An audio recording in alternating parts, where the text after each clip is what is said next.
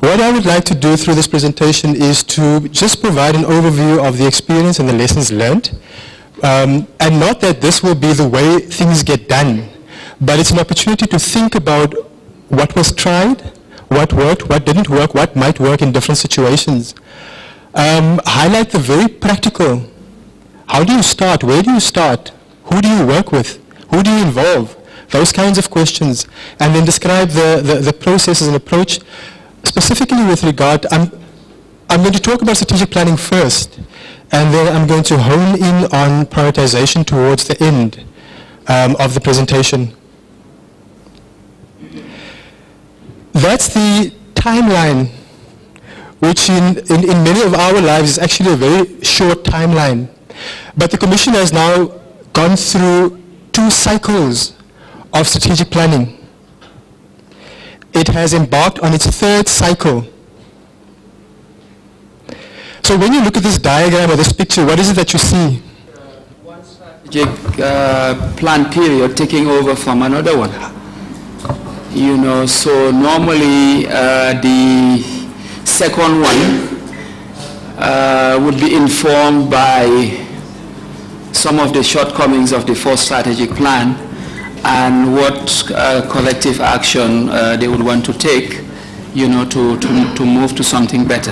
The reason why this slide is up here is to give us some perspective on once you start with a process, there's no getting off the train, because you deepen your capacity to plan strategically. The issues become so much more complex and complicated. And so when you start, it becomes an iterative process through various cycles.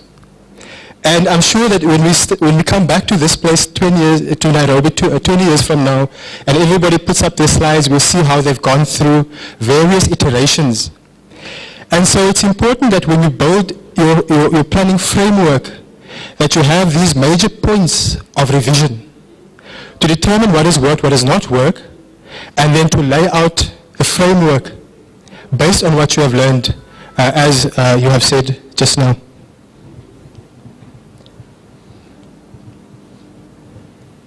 What I've done is I've highlighted in this presentation the external environment, the internal environment, and then the strategic priorities or strategic goals of the Commission over those 2 cycles.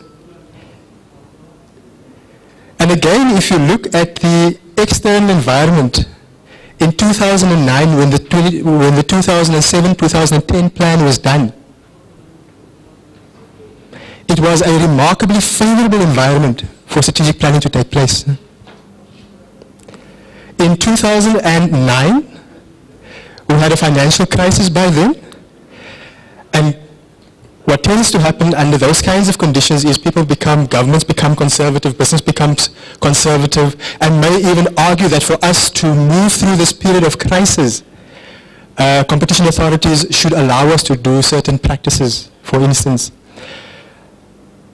The point is that your context and your environment is the starting point for strategic planning, and it will have a remarkably big impact on how you choose to prioritize and how you choose to position yourselves. You also see that from an internal environment perspective, there's some differences. When we started out, it was about setting up the governance structures, making sure that the structure is aligned to the strategy, creating a conducive culture and climate. A few years later, it was about continued organizational expansion, because the organization is in a growth period, a growth phase. What does that mean from a management perspective, from a leadership perspective, from an organizational resource management perspective?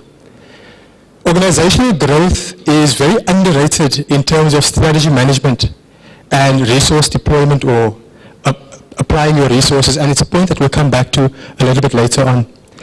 And so if you just take an opportunity to look at the 2 sets of strategic priorities. On your left, increase staff morale and motivation, align organizational structure, defining and clarifying, establishing the Commission as a center of information and knowledge, ensure effective advocacy and communication. I'm running through it very quickly. I'm sure you have it in front of you as well. But I want you to have a really good look at these sets of priorities in front of you. What happened in 2009?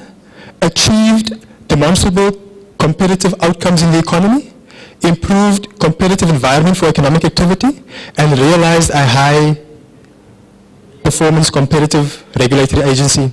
Again, what does one observe instantly without having to take out a calculator to work it out?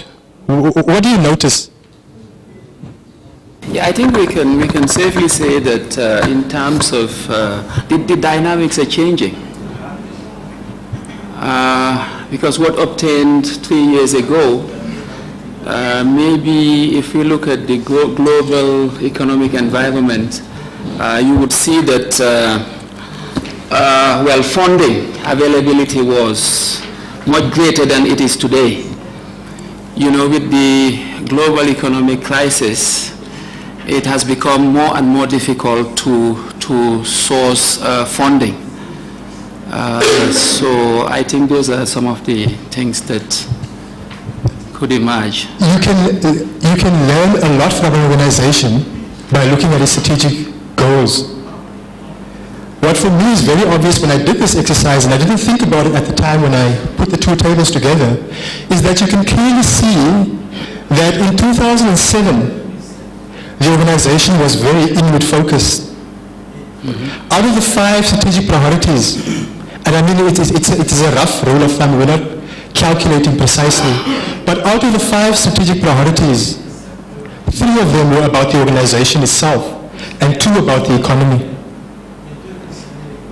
That changes around completely in 2009 for the 2010-2013 period. 1 strategic objective about the organization, but 2 priorities around the economy itself. In other words, what had taken place in this period is the organization started feeling comfortable and confident enough to really start going out and addressing competition issues in the economy. And you can see that just by looking at its strategic priorities. Well, this is all good and nice, but where did they start? Right in the beginning, when it wasn't yet popular to do strategic planning in regulatory agencies or competition authorities. Sorry, I'm getting ahead of myself. This is not really to see on the screen, right? It's not really to read. It's by way of emphasis to show you the strategy map for the Commission in the first strategy. Look at the difference.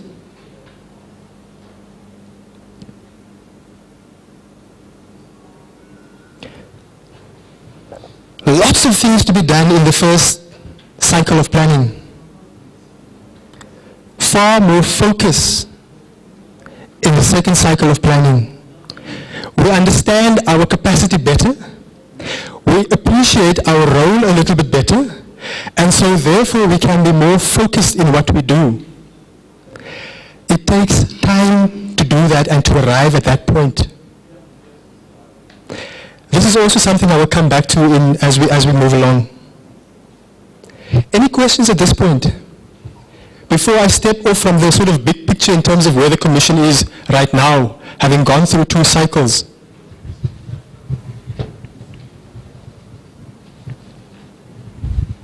I shall move on. So, how do you design a strategic planning process? You go onto Google and you say strategic planning, competition authorities. What do you think is going to happen? An avalanche of planning methodologies will stare you in the face when you're done Googling, right? There are myriads of methodologies. I think the important point that I want to make here, and I'll make it again when I conclude, is that the methodology is purely a means. It is not an end.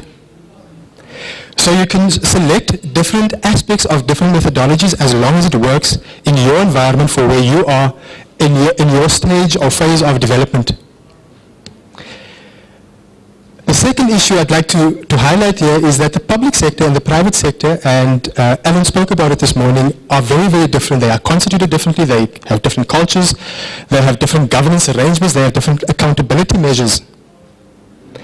And so just deploying a method that has worked in the private sector, it it needs to be evaluated whether it will in fact work in our context. Right? And so at the point of undertaking the strategic planning exercise, you'd like to ask yourself several questions. What do I want to achieve once I've been through this exercise? Why am I doing it? Secondly, who should be involved? Is it important for others to be involved? Should I involve other stakeholders?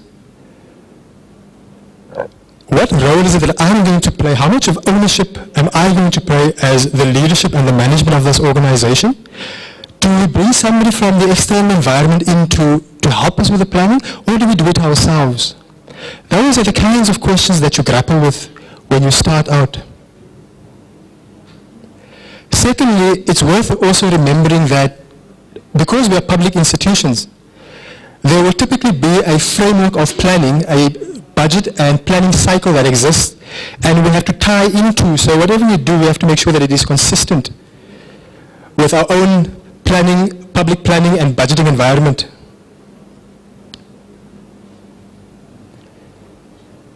But in essence, if you strip all the language, the jargon, the methodologies away, what you will find underneath a planning process is a process of analysis, consultation, formulation, and implementation, each with its own set of issues, difficulties, complexities, and questions.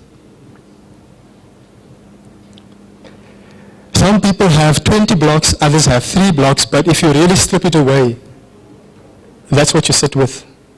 Some form of analysis. Consultation, definitely, since you're a public sector organization. Going through the process of formulating it, and then implementation. In fact, when I had finalized the presentation in the early hours of this morning, I did something that I shouldn't have done. I had taken out a lot of the monitoring and evaluation information that I had here.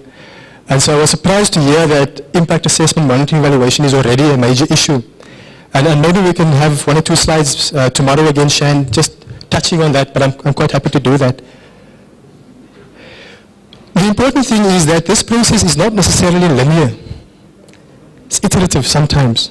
Sometimes you analyze, you go and consult, you analyze a little bit more, you go into formulation but realize that you have not quite fully consulted the relevant stakeholders. So it is a learning process as you go into it, and you need to be open to be able to learn and get new information as much as possible. The Commission, my assessment, so by the way, I'm independent from the Commission.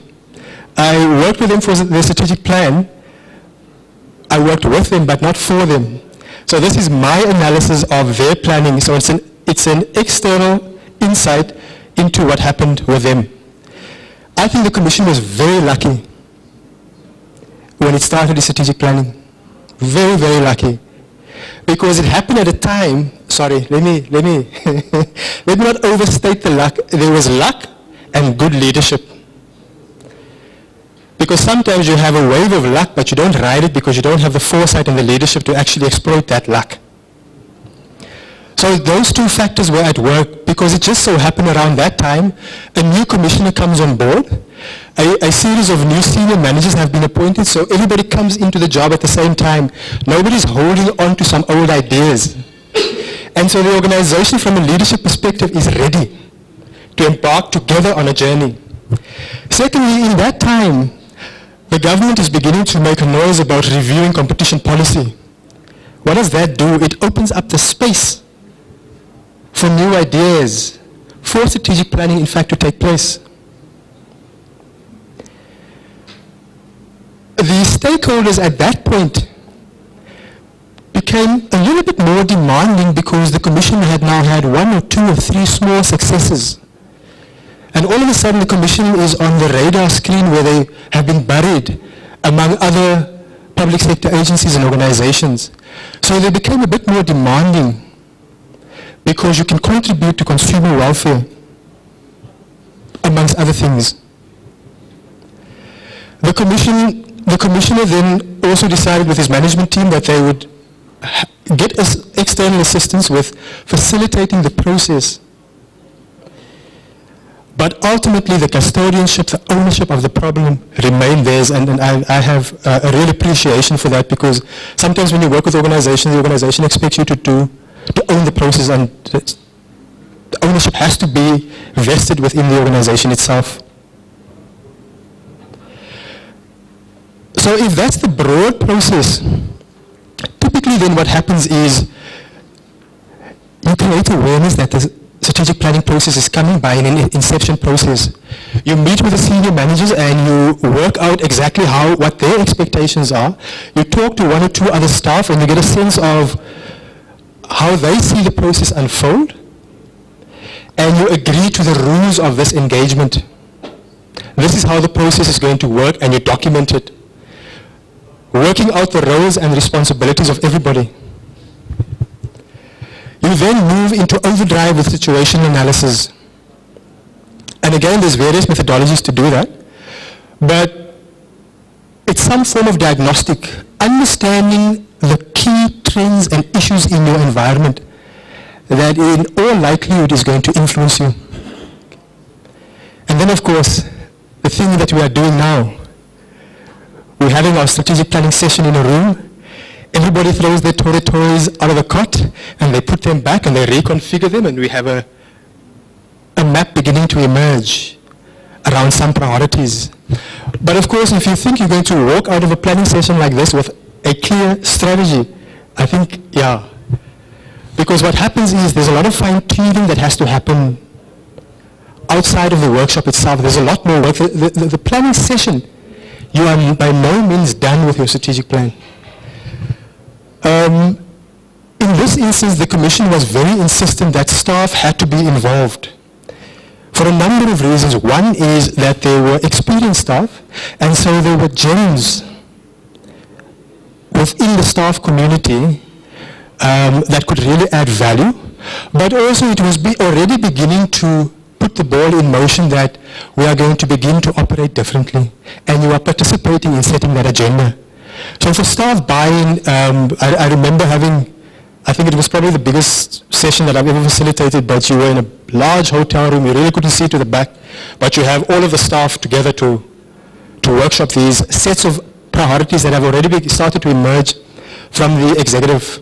Then you finalize the report, you workshop the report, you have formal sign-off, and you develop an implementation plan for the strategy. And I'm going to spend a bit of time on this a little bit later. And so at that point, when you have your document, there are lots of organizations that think, wow, that was hard work, our job is done. That's only when it starts, really. So from a situational analysis point of view, you tend to look backwards. What has happened? And it can be an formal and informal process, quantitative, qualitative. If you are new, you yourself as an organization haven't yet developed the data to make it a fully data-driven process. It would be great if you have all the economic data about sectors, about output, whatever the case is, levels of concentration, but typically you don't. And so you rely very heavily in the beginning on the intuition of your senior staff through interviews and discussing the key issues with them. And you might also want to call in expert knowledge so that people who have a handle on specific issues that are experts in their field can contribute. So you commission a paper, or you invite somebody to address you on a specific issue. Because I mean, information asymmetry is a big, big issue in authorities. As authorities, we don't know what is happening in the sectors. And therefore, we have the kinds of powers we have to get information.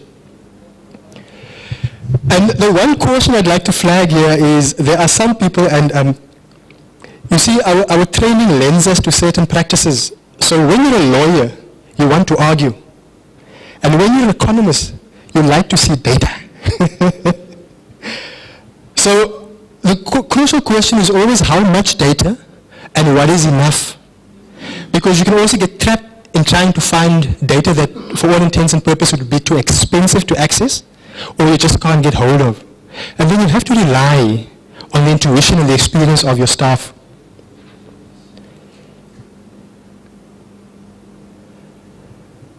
So really the objective of this analysis is to understand the trends, the developments, the issues. And I always suggest that you try and identify the 5 biggest ones, the 3 to 5 biggest ones, because it doesn't help you also if you have a list of 10.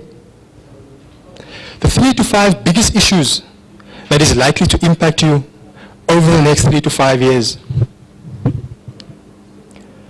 And as I said, through document analysis, key informant interviews, stakeholder analysis, this is where your SWOT, your strengths, weaknesses, opportunities, and threats, or the new SWOT now have become SWOC, because threats are no longer good enough. It's now referred to as challenges.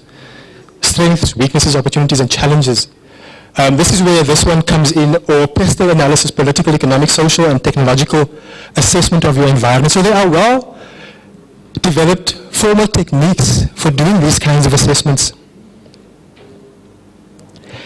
What is important, though, is at this point not to only be externally focused, but in fact to go into the organization and to understand the key issues there as well. Because your strategy you will bring into the organization, and that's where it has to be implemented.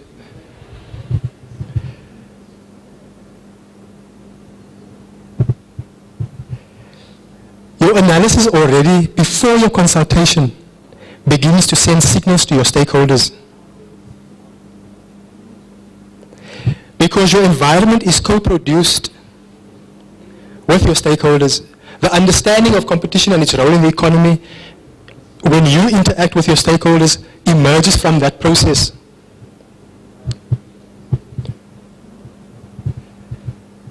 Then we get to the point of consultation. How do we decide who are the key players that are important? Intuitively, we know those answers. We'll get to the 5 or 6 or 7 very quickly. The relevant ministry, the Treasury, Department of Trade and Industry, if we don't fall under trade and industry, the relevant business organizations. In fact, in the first round, the Commission was,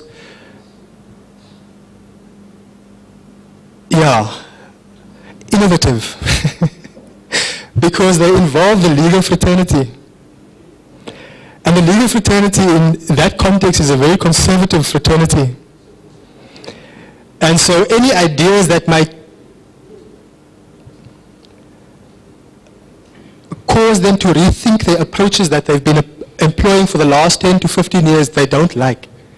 So from the outset, they were in fact invited to share with the Commission at the strategic planning session how they understood the role of the Commission and what they would like to see. And I remember a few points. It was about consistency. They were not unreasonable, mind you. But at that point, it was a tactical decision to involve the legal fraternity. But it's important to ask yourself who you want to engage with, for what purpose, what kind of influence do they have over your work, and so on. And a very, very simple thing that can be used is just list your stakeholders, the level of influence they have over you, the importance they have, and then the degree to which you want them to participate. Very, very simple exercise. And you begin to see who those priority stakeholders are very quickly.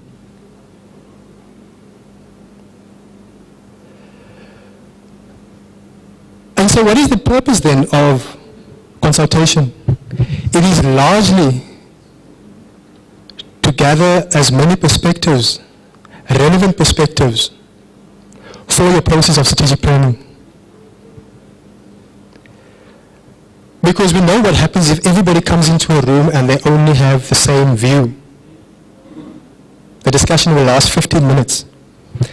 It is the different perspectives that breeds the richness that allows you sometimes to find the genuine ideas that can move you forward. And the typical approaches here, there are also a host of stakeholder analysis techniques. I think it's important to note, though, that when you go into engagement with your stakeholders, into consultation, as much as you want to influence them, they want to influence you. So you have to think clearly about What is information and what is influence? At what point is this interaction providing the information that you need? And at what point are they beginning to try to influence me and my priorities to gain their advantage? So information and influence. That line, it's a very thin line, and you have to be experienced to detect that line. Having, through the process, identified your strategic priorities, you then have to craft strategic goals, strategic objectives, the targets and indicators, the actions and the resources to provide you with a coherent set of priorities, but also with the actions to enable you to achieve those priorities.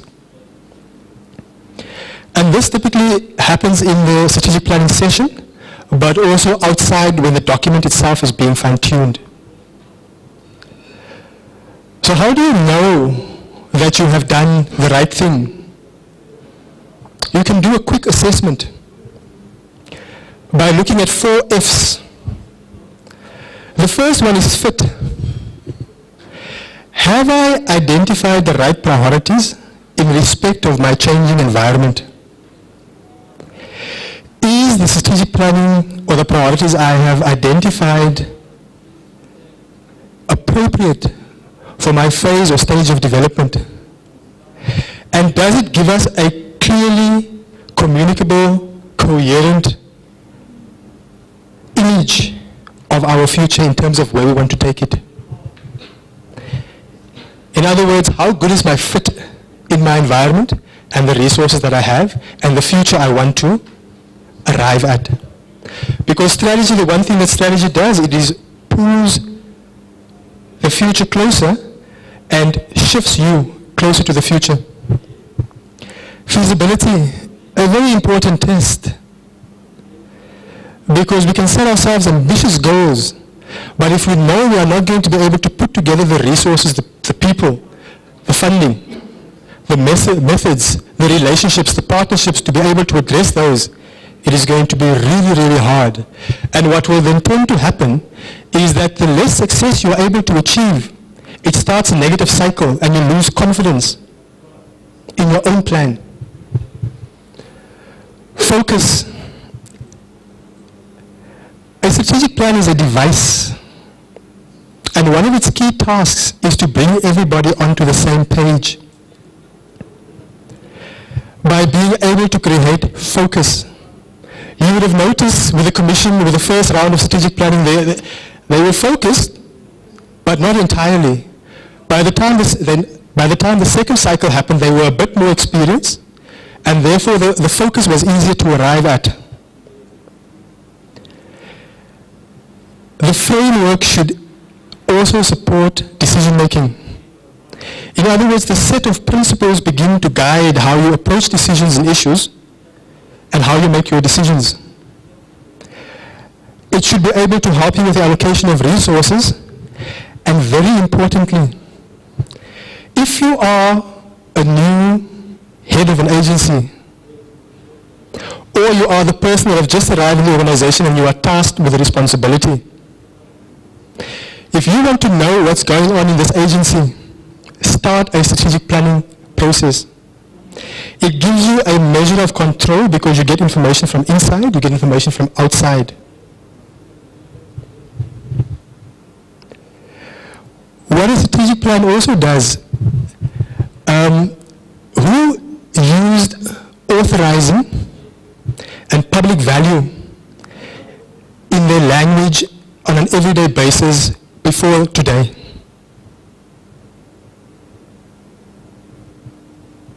I know I didn't.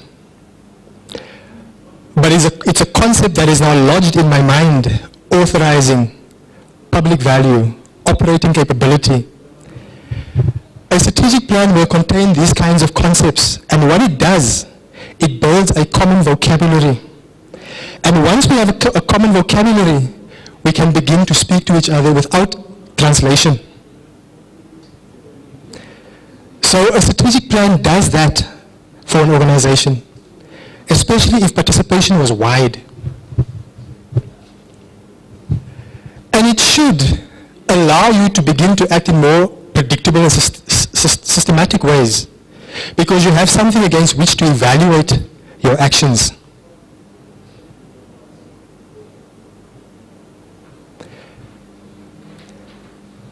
And you think that was hard work. The hard work only starts when you get back to the office, when you have to implement it. Because your strategy now takes you into that direction. You were moving along nicely. You were cruising at 40 kilometers an hour. First of all, it changes your direction, and it suggests to you that you have to increase your pace. You are going to use more resources, and typically, you were not set up to chase those priorities necessarily, or in that way, arrive at those priorities. It is for good reason that they say structure follows strategy. Because in all likelihood, you're going to have to change your structure, adapt your structure around your strategic priorities. You might not have had the skills. So we are going to start looking at forensics in our investigations, because technology is such that increasingly the methods of collusion are becoming sophisticated. And therefore we have to employ forensic analysts, forensic auditors, forensic financial people. It might change the skill set that is required. The most difficult thing is performance management. I'll come back to that one. And so whenever organizations struggle with strategic planning, I have this quote that I'd like to read slowly. Strategic management is the process that aligns the organization's internal capability with the opportunities and threats it faces in its environment. It is a cyclical process that often circles back on itself, encountering interruptions and delays, and rarely arrives at clear-cut decisions at any one time. The strategy's ultimate development involves a series of nested, partial decisions interacting with other partial decisions. The one thing that is implicit in strategy, it moves you from being reactive to being proactive. Because you have prioritized in your strategy, implicit in that is choices you have made. And so you can't wait anymore for things to just come your way. You actually have to go out and make things happen in line with your strategy. It shifts you from being reactive to becoming proactive. In the regulatory environment, or the competition environment especially, it is very closely associated with investigative and prosecutorial discretion. Because for a long time there was an argument that you don't have discretion around prosecutions.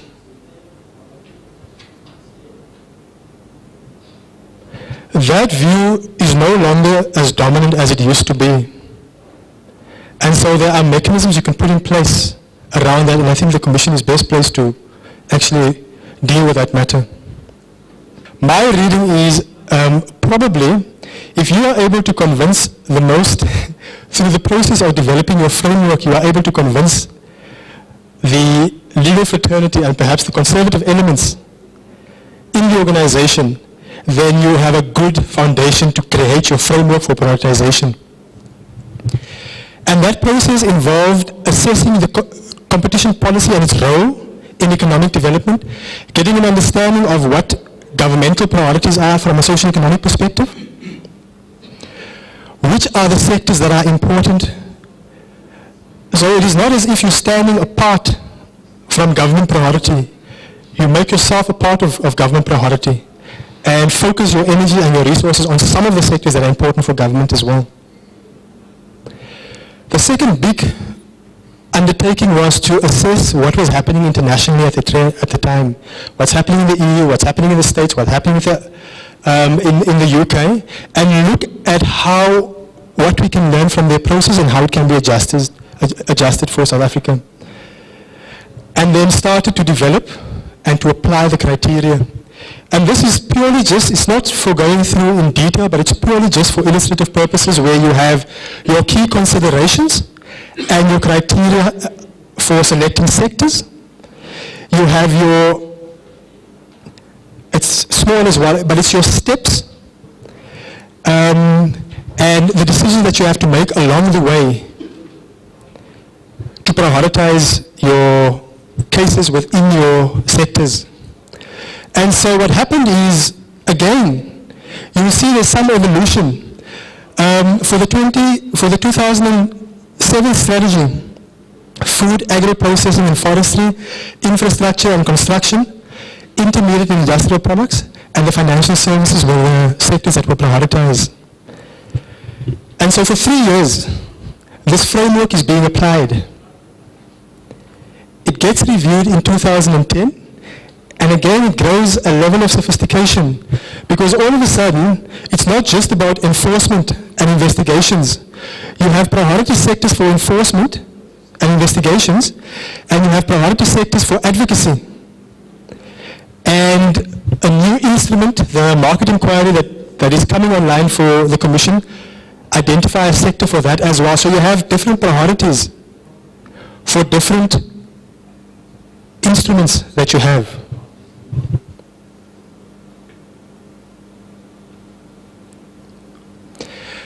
An evaluation was done on the implementation of the strategy for the Commission in 2012, and it looked, amongst other things, at the impact of prioritization. And after 6 years of practicing prioritization, people are conscious of prioritizing. You walk the corridors and people are busy prioritizing not just sectors and cases, but their workload.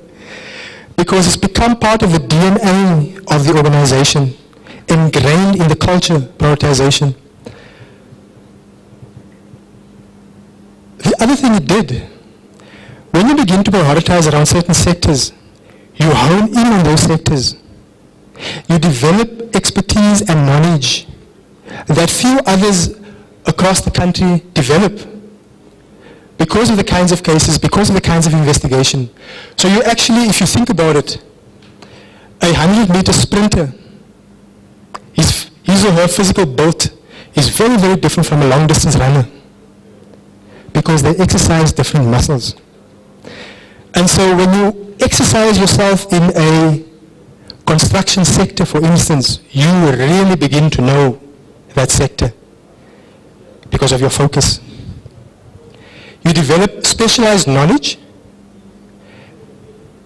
in those sectors. You basically unearth them. So that was the approach to prioritization, but also a relatively early impact assessment of how the Commission has changed as a result of prioritization.